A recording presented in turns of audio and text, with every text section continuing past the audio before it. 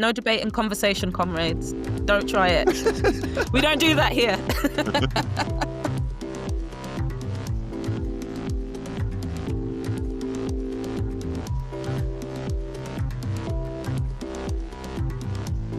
What's going on, people? Hello and welcome to this week's Life for the Party, a deep dive into everything to do with your party, the New Left Party, the Green Party, whichever party we all end up being a part of. I'm your host, Jonas Marvin, and I'm here with my friends and comrades, Shanice McBean. Hey up, how's it going? And Todd. Hey Jonas, how you doing? Okay, so let's get straight into it and have a look at the party-related stories for this week.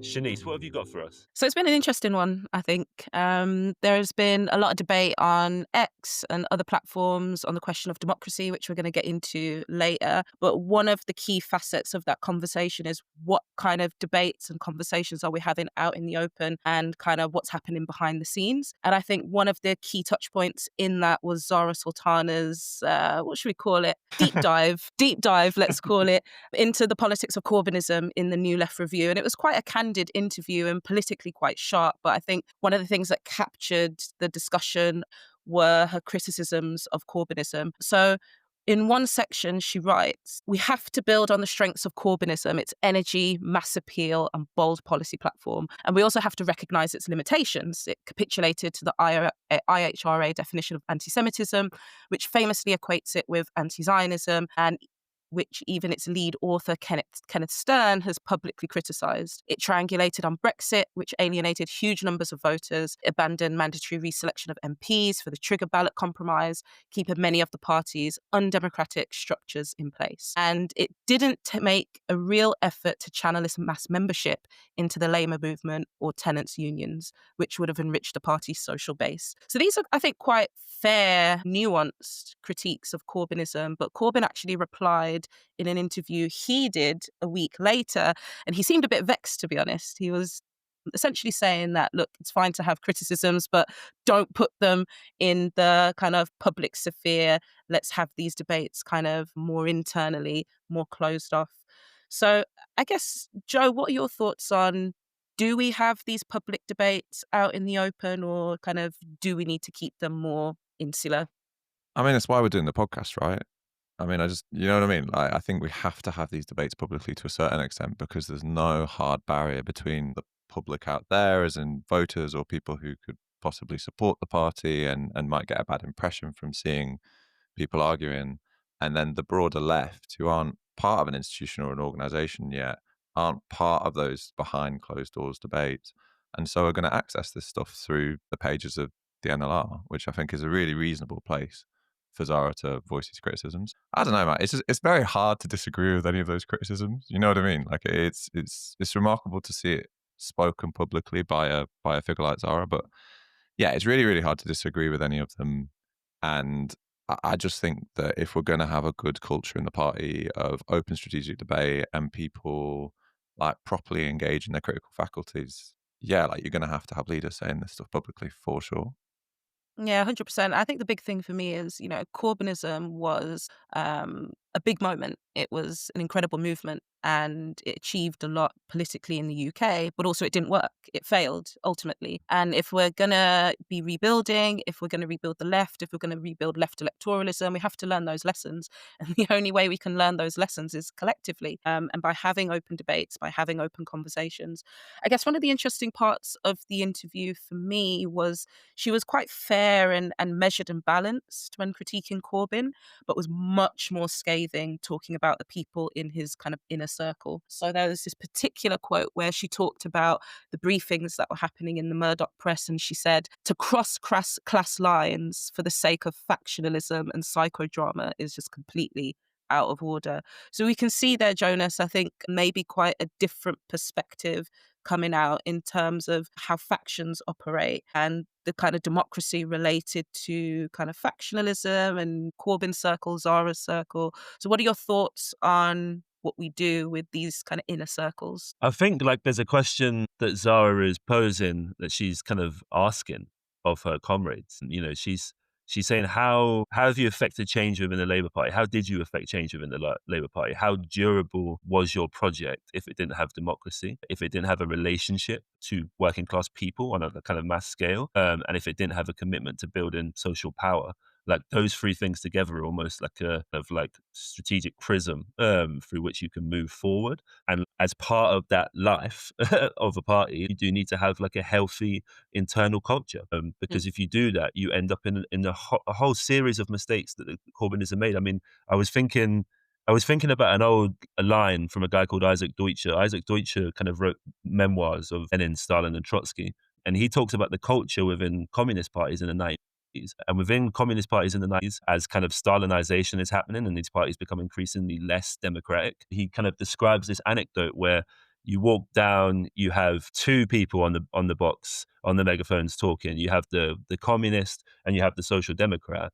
And so often in these scenarios, because that communist does not have that internal democratic life in the party, like they falter in the debates, because it's in having internal democratic life in the party where you can have those meaningful discussions, where you can actually start to challenge your political rivals within the working class movement, within the broader public sphere, and you can develop those politics. And I think without having that healthy democratic internal cultural life, you really, and I think we really saw that with Corbynism. And of course, like the lack of democracy wasn't just totally the fault of Corbynites per se. It was a very different kind of party to the one we might have with your party, where you're up against essentially class enemies who do not want you to be there. But absolutely striving to have that internal democratic life and building that relationship with working class people, and both of those feeding into a perspective and a strategy and an idea of how you move forward it's the breath, it's the lifeblood of an organization. Yeah, absolutely. It feels to me that there's already a struggle taking place between socialism of the people and of the working class and socialism of the bureaucracy. And actually, we know that these two types of bodies can have politically different interests, different methods of organizing, and different kind of styles of political leadership. And I think unless we start to have those debates internally, there is a big question, I think, around kind of, well, where does that next generation of leadership come from? Is it going to come from a politically vibrant, politically educated, organized kind of working class that through the structures of the party and through those conversations and debates and struggles kind of rise up through those party structures? Or are we going to continue with a situation where kind of leadership is coming from an already established cabal of people who have been kind of doing this for decades, who have made mistakes in the past, who are kind of unwilling to learn from those because of their own sense of, and I think Zarah's right here, their own sense of ego and psychodrama. And I think that's a real confrontation for me, because I do think there is a question of talent in your party. You know, there isn't someone that I can see right now immediately who could be prime minister in 4 years, personally. And so actually how vibrant that internal culture is, how well we have debates, how well we can hold those conversations is going to determine kind of the future of the leadership and the culture of the party. To be honest, I've also just been a bit pissed off with some of the reaction to this as well, because I got my disagreements with Zara, and I don't think she's perfect at all.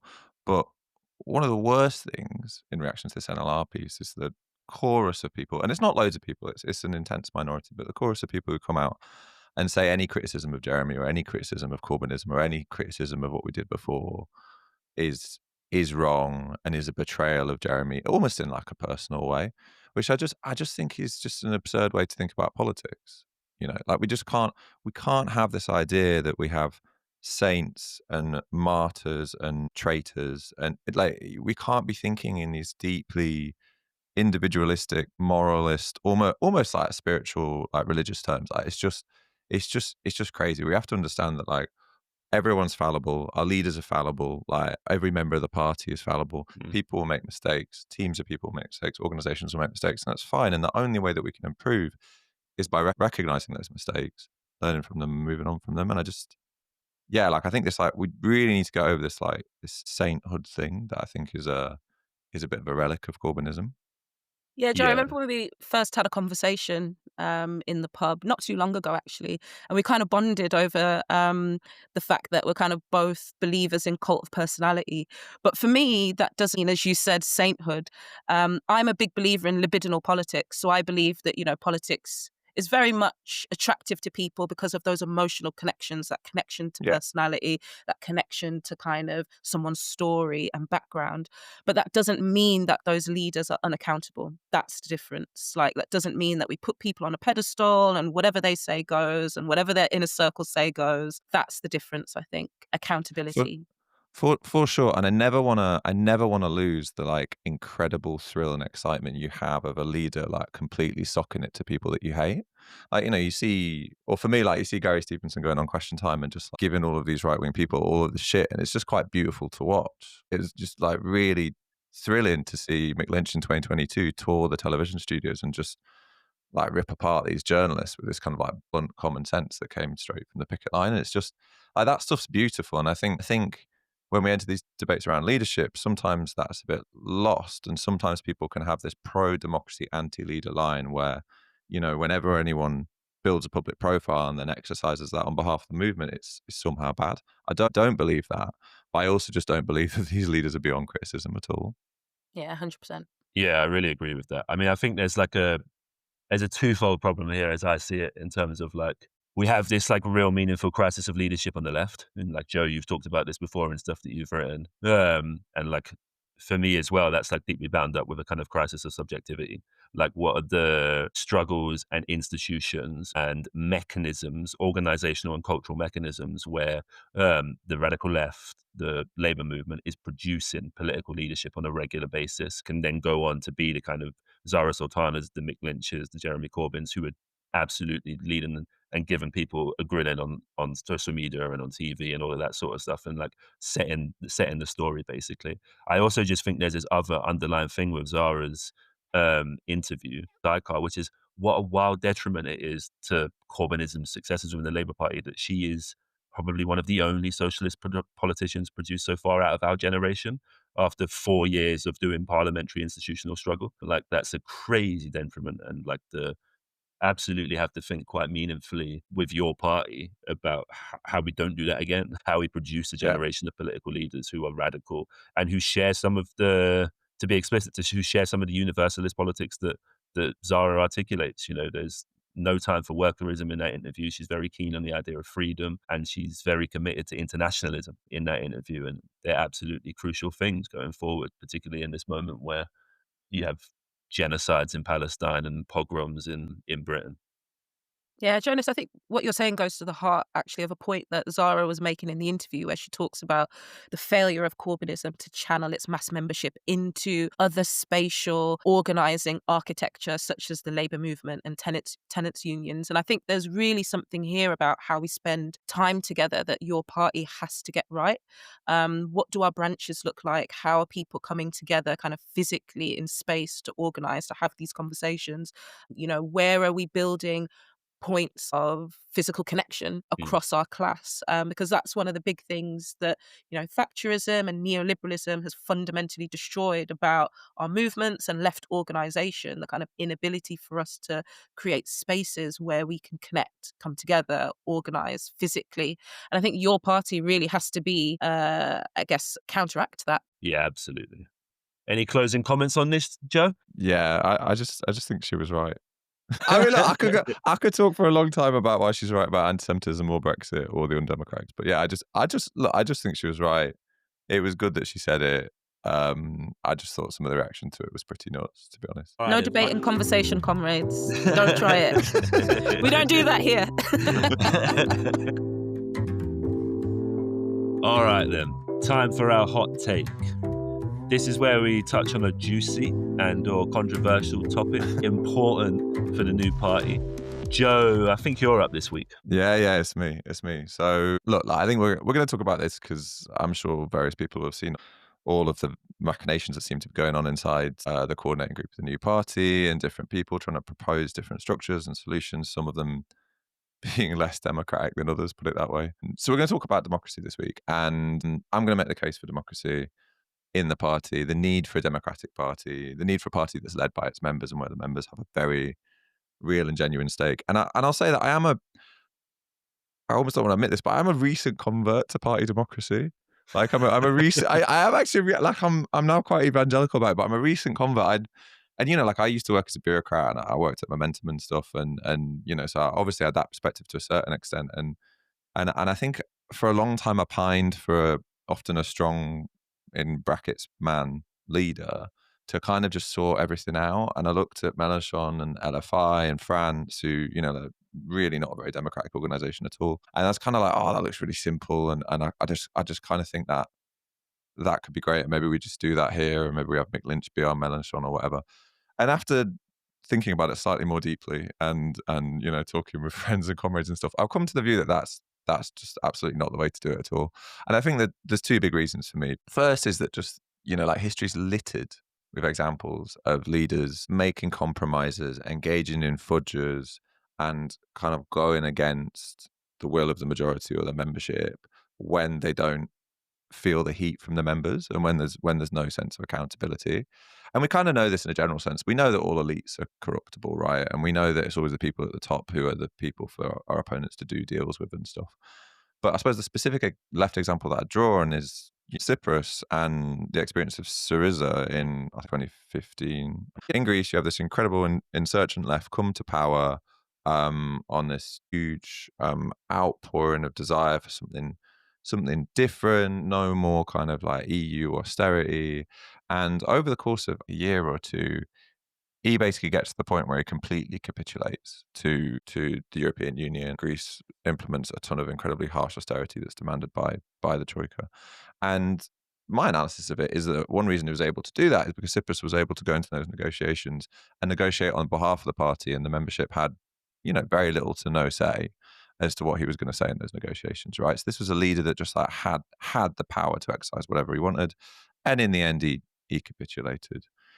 You can find examples in more democratic parties where that hasn't happened. In the Scottish Greens, when the last coalition broke up, I think a year or two ago, basically the SNP broke with that coalition because they knew that the Green Conference was going to vote to dissolve it. They knew that the membership of the Greens was like, fuck this, we've had enough, because, the SNP have done all this shit and we can't deal with it anymore.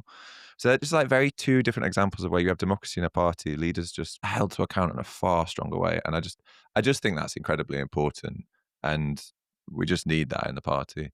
And then I think the second reason, and I think this second reason is probably, in a certain sense, more important, is that if you don't have an actual stake in a thing as a member, if you don't have a stake and the leadership has all the power and, you just do what you're told, you're never really going to develop your critical capacities. You're never going to learn through doing stuff. You're never, I don't think, properly going to commit to the party in the way that we've seen people historically commit to communist parties, putting an incredible amount of time and money and energy and their whole lives into it, really. And I think that's a massive problem. I think we saw that under Corbynism, where because people didn't have the ability to exercise their critical capacities, to learn stuff through doing, and to genuinely make decisions in the party that would then have consequences. And if you're making a decision that has consequences, you really do then think through, what you think and what you're going to decide. It meant that we ended up with a lot of Corbynistas, I would say. So people who were fans of Jeremy, but not actually socialists, in the sense that they didn't have a sophisticated and deep understanding of how the world works, how power works, and how capital works. And I just think that those two things, building a membership with relationships with each other and an incredible ability to do stuff, and people who are strategic and able, as well as being able to hold our leadership to account, are two things that internal democracy gives us, and two things which are just incredibly important for building a party that's robust and is going to be able to achieve socialist transformation. But as I say, I'm a recent convert, so maybe someone could persuade me away from it. I don't know. Well, I'm not going to try and persuade you away from it. And if I may, I want to take a slightly philosophical route into this conversation. So my degree was pure philosophy. So I'm going back to my roots here. But Nice. there's this brilliant little piece that C.L.R. James wrote, I think in the 50s, called Every Cook Can Govern. And in it, he writes this kind of romantic, maybe, slightly over-egged celebration of classical Greek democracy. He absolutely loves it. He's a real champion of classical Greek democracy.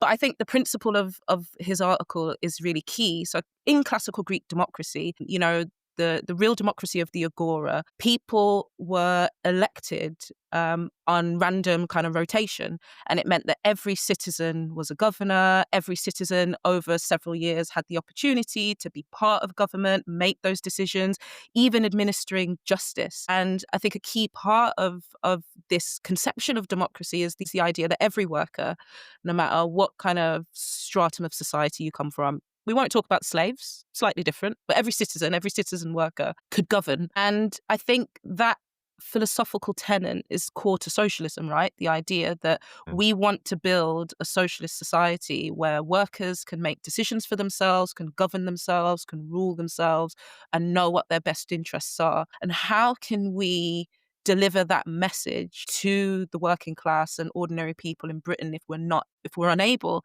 to enact it at the party level? We have to be able to get that party democracy right. We have to be able to live and breathe the idea that ordinary people can govern themselves, if that's the political message that we're then going to try and communicate to people. Yeah, I really agree with that. I always thought during like Corbynism, for example, there was a lot of like well-meaning and agreeable rhetoric about the devolution of democracy and power. And like we'll devolve power and democracy to localities, to regions, to nations. But it was always really shy on like, well, how do you do that? What are the mechanisms for do that? And how is that bound up with your current political practice as like an institution and an organization? I think there's like a question here for me. I kind of agree with both of you, but there's a question here about democracy isn't simply an internal relationship as well. Like it's an external one. Like I was saying before, like the debate within the party should strengthen your arguments within the class, and listening to the class allows you and gives you a prism through which to seek to articulate class demands into a story which resonates with people, which offers people the possibility of transforming their own lives, increases the likelihood that the party will succeed, but then also gives you a sense of some of the real meaningful challenges. Like if you're actually have an embedded relationship within the class and you have an internal democratic culture within your organization, then you can discuss, well, what are some of the challenges? Like, to what extent does the working class in my community support harsh controls on migration, closing the hotels and kicking people out of the country? Do you know what I mean? And then how can we develop a narrative that begins to challenge that weds in the stuff that we do want to push, that we know working class people face in their lives all of the time? And so I think that's really important. And I think it kind of gets down to this question of like, one of the things that for me is going to be really important for your party, for example, when your party develops, is that question of experimentation. Is that I do think local branches should be in a position where, through the kind of listening exercises they do, or what I've called in a piece grievance gathering, like how can you work out what the issues you think people face and are most angry about, and start to develop struggles and campaigns and formality and community infrastructure around those particular things. I think there has to be, like a certain level of autonomy almost for branches to enact some of that stuff. I think there's a question. I have two questions really, one for Shanice and one for Joe, kind of go to the heart of what they were both speaking about. But for like Shanice, my question is, I really just, for all of my political life, feel deeply compelled by that line of like, every cook can govern. Like for me, it's like, it's the animating kind of ethos of my politics, actually. But then you are confronted with the harsh reality that people are overworked, they're ill, they're tired, they're stressed, they're incredibly lonely. So I guess the question for you is like, how could you make that a reality when people have so little time? And then my question for you, Joe, is I guess it's about this question of internal democracy and how you hold politicians to account. I was reading about the DSA and a lovely piece on the DSA where they were talking about a decade almost of trying to work through this relationship of how you hold your local elected representatives to account. There's some of the beefs around Jamal Bowman, who took trips to Israel and voted for pro-Israel policy. And there's been this tension about how you hold these people to account. I wonder if either of you have any thoughts on those questions. I'll start with you, Shanice. Yeah, I love this. I feel like I'm an expert on the hot seat now, and Jonas is bringing me in to really lay it down. I'll answer your question. I just want to make a quick point on what you said, Jonas, because I think there are some empirical test cases for the approach that you've outlined. Joe, you've written quite powerfully on Delinka and how they connected the kind of membership and the internal party political positions and priorities with a door-knocking listening strategy that meant they could create really quite a concrete platform that's really spoke to the needs of ordinary people and the desires and the positions of the ordinary working class. And you can see this in the US with Zohran Mamdani's campaign as well, and how he connects the particulars of New Yorkers, regardless of what community they're from, whether it's, kind of Muslims and kebab stall owners, or the Haitian community, or renters who are young, or mothers who have new families. And he connects this to the universal idea of the New Yorker, the working class New Yorker who's struggling, through which we can all come together to kind of unite and mobilize and connect. And I think that's the key. It's how do we take these kind of particular grievances and connect them to a broad universal message. On your question of time, and I'm a bit of a conservative in the sense of not a capital C conservative, a small C conservative. I'm a collector. I'm really interested in history. I'm really interested in historical preservation.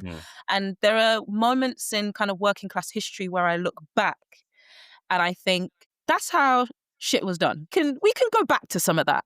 And what I mean is there was a period in working class history in the UK where political organisation, whether that was a party, whether that was trade unions, whether that was social movements, weren't just politics, but they were part of your social life. They were part of how you socially reproduced your family. They were part of how you made friends, built relationships, built emotional connections, as part of the place where you got support, whether that was financial support, whether it was emotional support, whether it was support with your benefits or your landlord. There was a moment in working class history where politics was life and culture. And it's a grand project. It's a grand idea. And maybe it's harking back in a way that's not helpful. But actually, your party has to find ways fit for the now, fit for the current period, where we can make politics life again. Because that, to go back to the Greeks, that is what democracy is, right? But it is, you're making decisions about your life. You're making decisions about what your roads look like, how you live in homes, when you're sick, what happens to you, how your kids are educated. That's just everyday life. So how do we make politics life again? I think that's the key question. And look, Jonas, I'm not actually an expert. I don't have the answers. But I think that's the road we need to think down. Totally. I totally agree with that. And I'm going to completely ignore Jonas's questions because I think this is more interesting. and like, I think that's completely right. And especially if you think about it in a context of, mass social isolation, mass loneliness, like the grading of community institutions. It's not like you go out your front door and you walk around your town or your suburb or your neighborhood and you're like, oh, everything's already sorted, it's fine.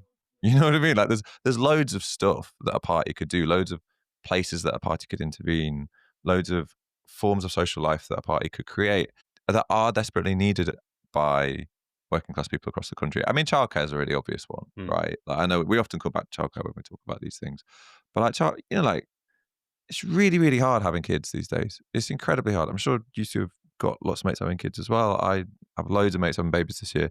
And so many of them have moved away from their parents. So many of them don't have family close. So many of them almost don't feel like they can ask of their friends what they might need to raise this kid, as they say, with a village rather than just two people.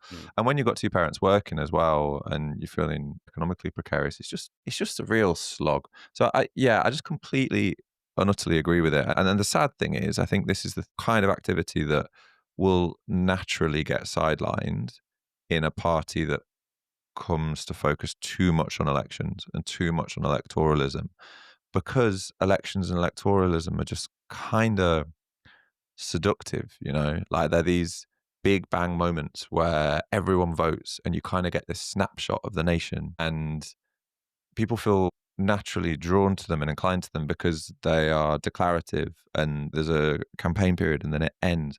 I have a mate who's an avowed anarchist, like an insurrectionary anarchist, but he just can't help himself going through like election data after the general election.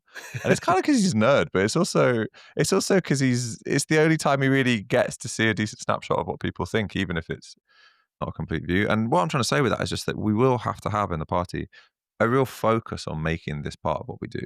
Like there will be a lot of tendencies towards just like sidelining this stuff and not properly putting effort into it. I guess that raises for me like a fundamental question of democracy, as you spoke about earlier, Joe, which is, well, how do we, as kind of ordinary punters, get our agenda to the top of the bill? And yeah, I guess it's not clear to see at the minute, how do ordinary people intervene in kind of your party's political agenda right now? We don't know what's going to happen with the conference. I We just don't tweet a know. lot. I mean, that's the Yeah, only. well, this is it. But that Just gets you in tweet. trouble as well. If Yeah. you look at what happened to Max Shanley Yeah, over yeah, the yeah, yeah, for sure. past week, he's been kind of voicing concerns. He's been saying, look, I think we need to think about democracy in this way. Here are some kind of like troubling things that I've heard about what's happening behind the scenes.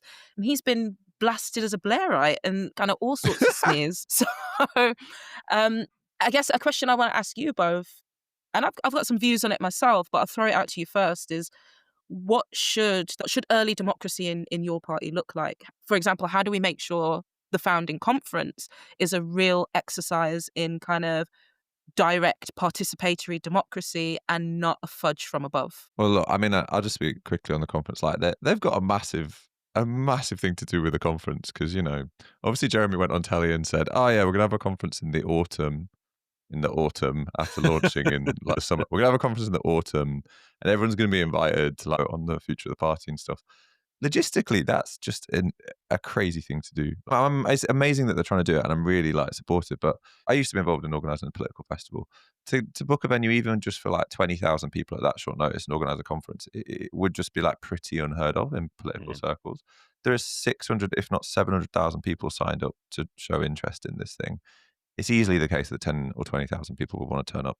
So I just think for the founding conference there has to be some kind of online voting element. I'm not a big fan of them. I wouldn't like to see that be a persistent part of democracy within the party, but I think it has to be an element of the conference. And I think what it really can't be, and I know this has been suggested by some people internally inside your party, what the conference can't be is delegates from existing left groups.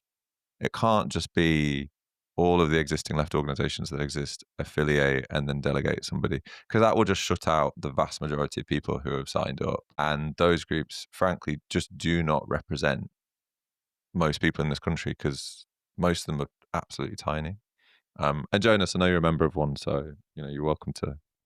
You're And welcome. You're me. welcome. You're welcome. Are you? Are you both RS21 Cats members? out I of the did not know bag. that. Yeah, no. But look, I'm not being too critical. These groups all do amazing stuff, but it's just like clearly all of these groups, and also let me be fair to RS21. RS21 are arguing for a properly democratic conference. They're not saying that this should happen, but like it's just clear that these groups don't represent the vast majority of like leftists in the UK, and they shouldn't be allowed to dominate conference in that way. I basically really agree. I think there's like an obvious problem here, which is like, how do you have a delegate conference without a membership and without branches that actually function? Who nominates delegates to go to this branch is the basic problem that you face with this conference, right? If you choose to go down this delegate model. So with that, I'm like totally in favor of like a one person, one vote kind of model where you have a conference. Some people can go to it, but lots of people will vote online, like you said, through a hybrid vote. I just think that's the obvious solution. It's not the ideal way of going about things. Like I'm quite interested in like the Belgian Workers' Party model, where you have like essentially a year of deliberation through delegates from already existing party branch units that have had time to develop cultures and all of that. I think for me, there's another question here, maybe about like the local, because I think you're right. Like, I mean, every left group and their dog have kind of run ahead to claim branches and to set up groups. And that does something to the kind of the culture of a mass organization, if that is what you indeed want to develop. And I guess for me, like, there's a question about making facts on the ground almost. If you're in a place and you're going to these meetings or part of the people who are setting up these kind of your party proto branch meetings, then like really making the case for like these events being as meaningfully participatory as possible, as accessible as possible. Like, for example, are you going to have food at this event? Like, can someone muck up a dal and you can all eat together for 20 to 30 minutes before the event actually gets started? So it ties in precisely with some of those things that we were talking about before. Because when we talk about democracy, we mean participation and access and making sure everybody's available to that democracy as much as possible, which means addressing the ways in which capitalism kind of marginalizes participation for some people, whether that's through race or through gender, or through different forms of class. I think that's really important that you, as an organization, create facts on the ground at a local level to make people actually be participants from day dot, basically. Because if not, you end up in a situation where only a few people can participate and only a few people can make the run in. And then that warps the democracy from below, let alone the stuff that we could concern ourselves with from above. Like, I think that's really important, is the question of culture, the question of the life of the party, if you like, and how that's baked in. Name of the podcast. You said it. Someone should make a podcast called Life of the Party and should chat about internal politics. Yeah, of who's the going to left do party. that? Who's going to do that? But I'm going to actually disagree with both of you on Ooh. one small logistical point. Beef, let's get the gloves out, guys. Yeah, I do it. I completely agree that obviously we cannot have a conference that is hand-selected delegates from already existing factions, trade unions, left organisations, social circles, etc. Can't happen. And personally, I think that there's an argument for going back to the Greeks and having kind of like a random selection for who attends in person, like just complete random lottery. That's obviously weighted for things like race, class, geographic location, gender, sexuality, etc. Where I potentially disagree, and I need to think this through a bit more, and maybe we can do that together, is voting online. So the DSA are quite against absentee voting on the basis that you don't get to really achieve those benefits of participatory democracy, which is that you're involved in a conversation, you can potentially be moved by that discussion, you can edit and amend motions, you can kind of decide the order of the day. And unless you're kind of physically in a room, that kind of participation becomes quite hard. Then what you open the door to is power moves such as kind of like packing debates out and just having absentee voters pushing things through. So I think it's not, I agree with what you're saying around access, Jonas. We need to really think carefully about how do we make sure any kind of conference that we have isn't elitist, involves people across different identitarian lines, is disability accessible. And we know the tactics of the left, right? We've been to trade union conferences, we've been to left-wing conferences where big votes are taking place, how people in positions of power maneuver to kind of pack votes and sway conversations their way. I think that is the inherent danger to absentee voting. Any thoughts on that, Joe? Yeah, I mean, I look, I'm not a fan of online voting at all. And if I'm advocating it for this conference, it's only because they've said they're going to organise a founding conference for 700,000 people in 3 months. I mean, my man's already late, right? know, The leaves are falling off the trees in London. It's awesome already. Oh, look, I completely agree. And there was a spate of what Paolo Giobardo called platform parties in the 2010s. So Podemos was this to a certain extent. The Pirate Party was this. Momentum used some of these techniques too, where you kind of did away with the conference and you did away with the deliberation and the people discussing and arguing together, and instead you just had these big mass online platforms. And they were obviously offered as this radical democratic way because everyone could access it from wherever they were, whatever their needs or whatever, as long as you had an internet connection. But the problem is that like a lot of these votes just ended up being fixed in various ways by the leadership, either through like only posing certain questions, which is what happened in Momentum after democracy was switched off midway through that organization. The leadership just posed certain questions, of which any answer was kind of fine.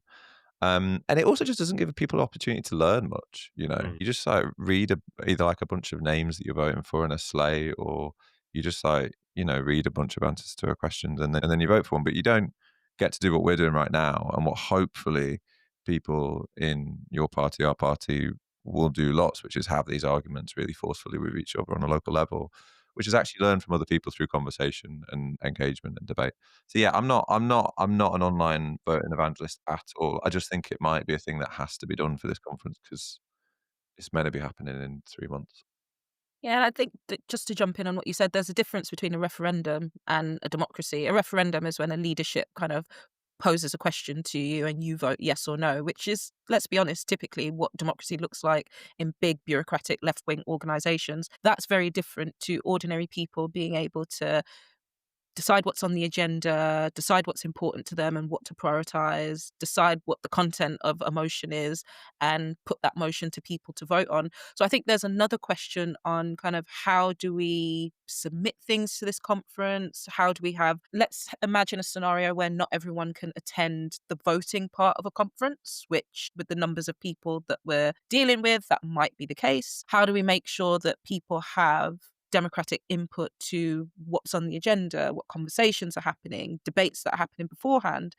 And I think there's also a question of, do we declare factions before a founding conference and have those factions have the ability to kind of state positions in advance? Or maybe factions don't have to have voting rights at the conference, but have speaking rights so that they can shape the debate and conversation. These are big things that we need to be talking about and discussing. But I get the sense that these questions on what democracy looks like are not happening at the top. The question that's happening is, how can we kind of, I guess, gerrymander control? Yeah, I think those conversations are happening somewhat. Like I think they're coloured by like people's different political perspectives and backgrounds, and I guess intuitions. The but they are happening. So PC. Sophie, see, that's So gentle, so gentle. thank you, comrades. I really do think there's a question here. I mean, I really agree with you, Shanice, about this kind of sortition, especially like how do you decide who actually goes into the room, right? You're organizing a conference the size of a football stadium, the sign ups are like 800,000 people at this stage. How do you actually decide who goes in the room? Sortition is probably the best model for that, I think, which is what you were kind of suggesting. I think there's a much deeper, more profound question about like, which you guys have kind of alluded to, like who submits motions, how are motions proposed, like Exactly. what's the threshold for that, who has the right to do that, who doesn't have the right to do that, what amount of people do not have the right to do that. You know, these are actually really important questions, which are like TBC over what the answers are and what the impulses are, and they're things that like I think people within your party will have to struggle over and fight over. But I think one of the really crucial things is making sure that like in every part of the country where there exists your party members and sign-ups, that there are actually like there are agoras, in your words. Like we have agoras that have practical outcomes, whether they are motions or whether they are letters or whatever they are, that kind of go into the circulation of debate and shape the debate. Because I think if you don't have those, like you do leave the space wide open basically for quite a small minority at the top to shape the debate, to inhibit the debate, to say who can participate in a debate. Whereas if you have like democratic forums up and down the country that are built for, that are pushed for, where everybody who's a member or who's signed up can come to them and kind of try and shape the democracy of the organization, that's far more effective than any kind of attempt to just like stifle things from the top, like to create those spaces where people can develop that culture and have those conversations and actually come up with policy themselves. I think there's a sidebar question here about like, what do we expect from this conference? Do we expect this conference to come up with a full policy platform about how? No, It's not, right? It's not going to happen. I really hope not. Yeah, because in some ways it'd be a disaster, right? Like the idea that you could just come up with a whole policy platform within the next 3 months. I just think that could probably go terribly bad. Which isn't to say that what you should then do is just defer it to some elected or non-elected working group who can work out the detail. The question is that how do you keep that democratic process going on? Like, what's the minimum that can be agreed at the conference in November or December? And how do you keep that democratic process deepening and going on as branches develop throughout its lifetime as an organization, if it's going to be successful, right? You need to have a conference next year that's a democratic conference that can develop and expand on all of the stuff that's built both locally and nationally at the conference, and so you can work through some of the stuff that's to do more with policy and platform. I think like realistically, the conference that we're going into, like it could be a stitch up. Absolutely. It's going to be a struggle, but there is always going to be a minimum of what is going to be agreed upon, just because of the sheer rod that has been created for the backs of the people who are organizing this conference by having it over such a short duration of time with no membership and no meaningful branches. Yeah. Just to say, I love the fact that I've won you to classical Greek democratic revivalism. Oh, I was always in. Don't you worry about that. I mean, historically, maybe not so much, but yeah.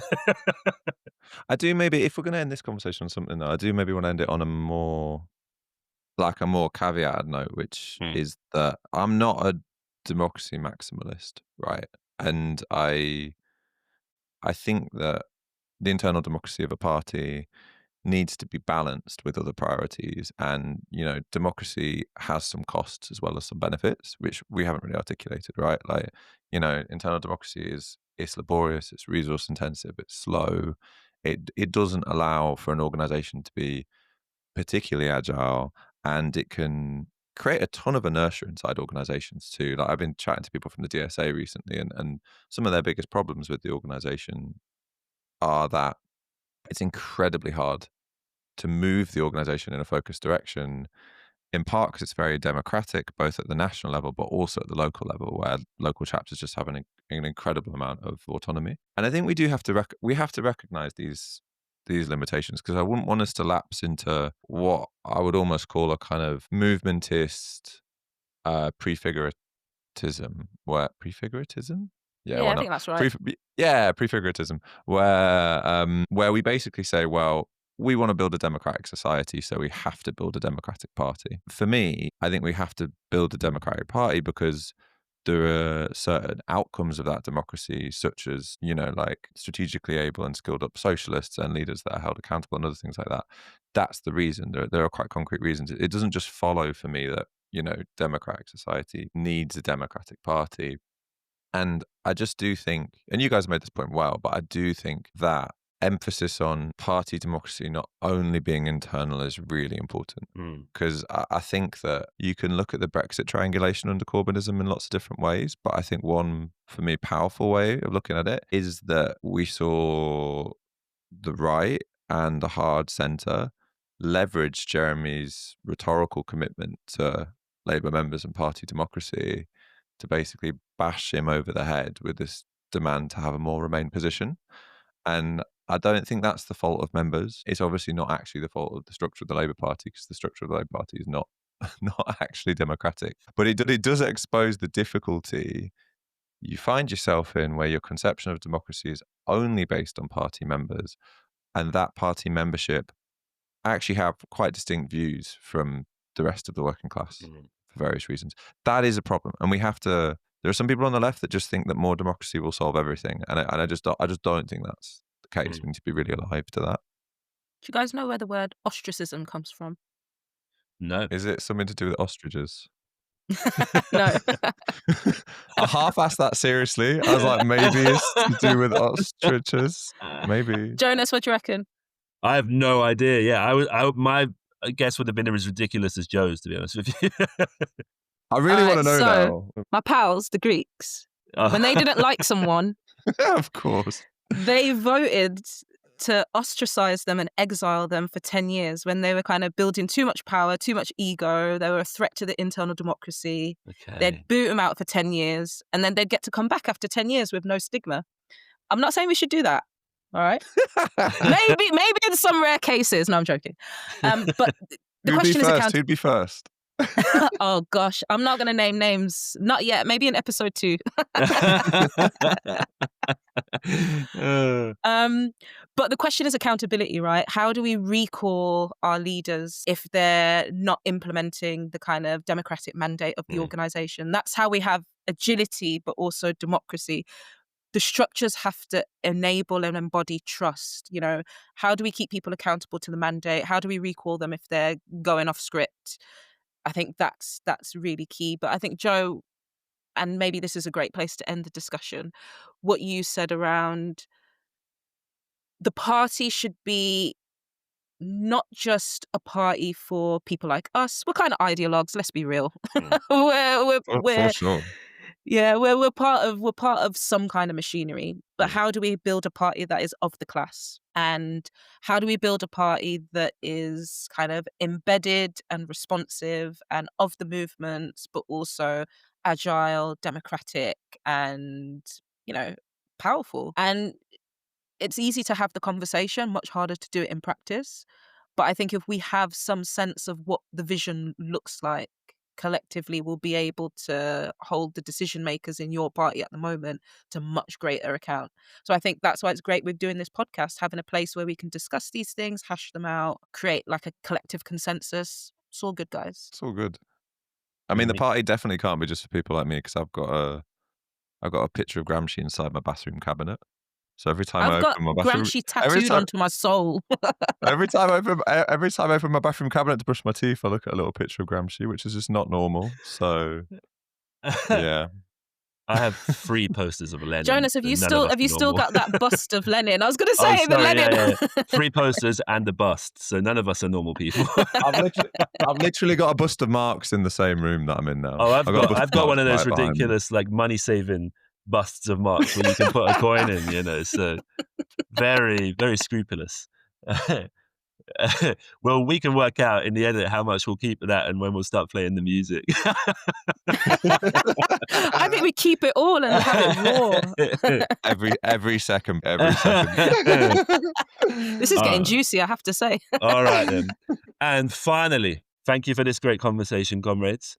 But to round out and to say goodbye, what should everybody else be reading or listening to about the new party this week? We're going to share the links in the show notes, but tell us what you think. Let's start with you, Shanice. So I mentioned him earlier, but Max Shanley did write a really interesting piece. Forgot what website it's on. We'll put it in the show notes, but a really interesting piece on party democracy for your party. He came through with a series of proposals for what the conference could look like, what the conference committee could look like, how we have debates in advance. There were some things I disagreed with, but actually I think what he's proposing is really good as a foundation. But the key thing is having these debates out in the open, having a place for people to kind of look through ideas, work out what they think. Really good. So yeah, I'd say check out Max Shanley on Your Party Democracy. Brilliant. Joe? Yeah, I've completely forgotten what the name of the publication was. It was a Substack that someone pointed me to, and I mean this one's real nerdy. So I'll be impressed if anyone reads this, and do get in touch if you do. But it's a good 7,000 words on what democracy looks like inside the DSA and the different kind of like future trajectories and visions for it. And there's some amazing graphs, which if I sent you the screenshot of, you would not understand, but after reading a little bit, make like so much sense, and I found incredibly clarifying. So I'll definitely put the link for that in the show notes. Amazing. Mine was a kind of essay in Viewpoint magazine by a guy called Salah Mohandesi called The Party as Articulator. And Mohandesi is kind of talking about how the party thinks about itself as a tool and isn't as an instrument, not as we were talking about previously, the society to be in the future, but as a tool and an instrument that is wielded and effective and kind of articulates rather than becomes social struggles and becomes social movements. They have their own dynamism and they have their own campaigns. One of the problems with Corbynism was so much of the social movement infrastructure kind of collapsed itself into Corbynism almost, just through the people joining and getting involved in Corbynism. Whereas this essay is saying we have to think of the party as something that tries to articulate, whether that's community centres, whether that's rank and file caucuses and trade unions. Like the party has to try and be something that kind of articulates those together into a story and a narrative that's building a kind of, in very Gramscian words, a counter-hegemonic position within society, basically. It's really compelling and it's quite like it's quite practical actually. It sounds like it's not, but it's quite good. I'd really recommend it. Oh, maybe that's a future episode. Party as Articulator. Well, thanks, guys. That's it until next time. Find us on Substack in the meantime and let us know what you thought of the show by finding our handles and abusing us on Twitter. Yeah, I love that. Love that. I haven't been abused on Twitter in a very long time, so bring it to me, guys. Let's go.